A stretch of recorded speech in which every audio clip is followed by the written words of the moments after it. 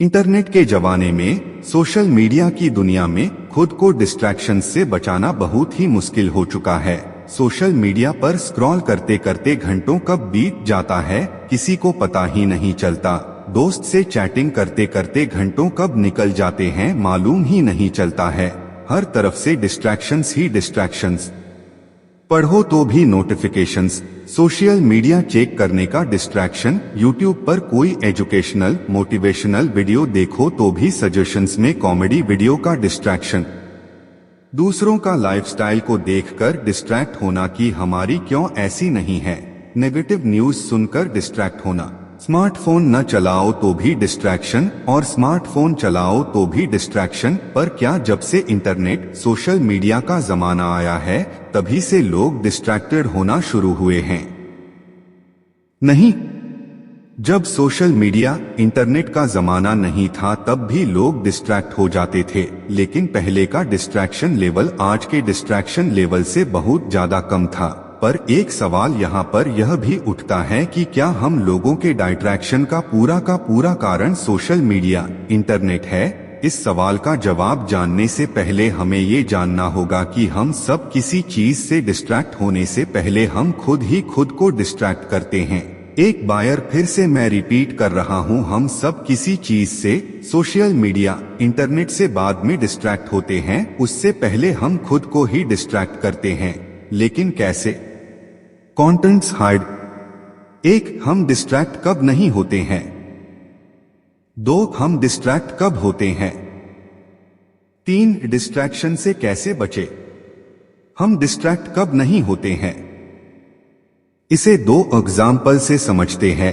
पहला, मान लीजिए आपके किसी बहुत करीबी का एक्सीडेंट हो गया, भगवान न करे कभी ऐसा हो, और तभी आपके दोस्त का कॉल आया। वह कहता है, यार घर पर बहुत बोर हो रहे हैं, चल कहीं घूमने चलते हैं, किसी पार्टी में चलते हैं। उस सिचुएशन में क्या आप उसे छोड़कर जिसका एक्सीडेंट हो गया है अपने दोस्त के साथ घूमने पार्टी में चले जाओगे? कभी नहीं। क्यों? क्योंकि उस सिचुएशन में आपका दिमाग आपको डिस्ट्रैक्ट ही नहीं होने देगा। आपका पूरा फोकस उस एक्सीडेंट पर होगा, न कि घूमने पार्टी में जाने पर। कोई चाहकर भी आपको उस सिचुएशन में डिस्ट्रैक्ट नहीं कर सकता है।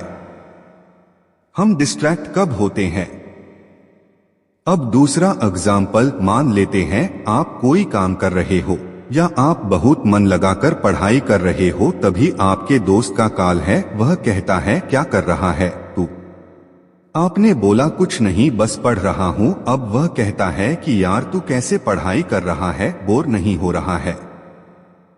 जैसे ही आपके दोस्त ने यह बोला, आप तुरंत सोचने लगे कि हाँ यार, बोर तो मैं भी हो रहा हूँ। फिर आप अपने दोस्त से कहते हो, क्या करूँ यार, और कर भी क्या सकते हैं?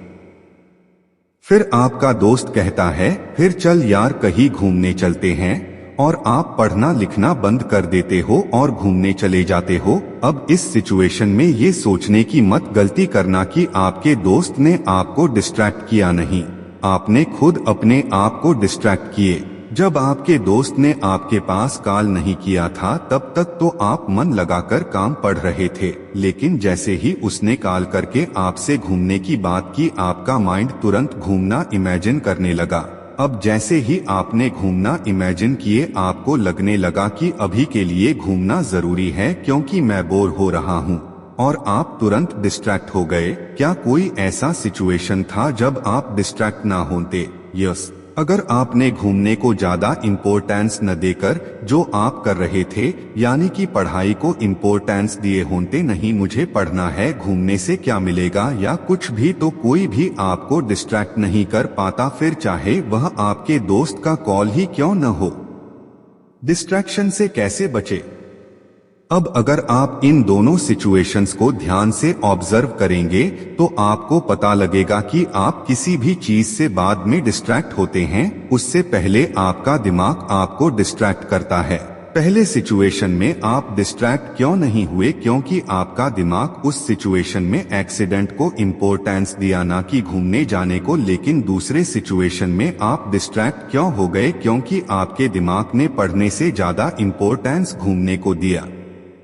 तो डिस्ट्रैक्शन से बचने का सबसे प्रैक्टिकल और सबसे महत्वपूर्ण तरीका है अपने दिमाग को कंट्रोल करना। याद रखना, आपको अपने मिंडी पर कंट्रोल करना है, ना कि आपका दिमाग आपको कंट्रोल करे, क्योंकि जब तक आपका दिमाग आपको कंट्रोल करेगा तब तक वह डिसाइड करेगा कि आप कब डाइट्रैक्टेड होंगे और कब नहीं।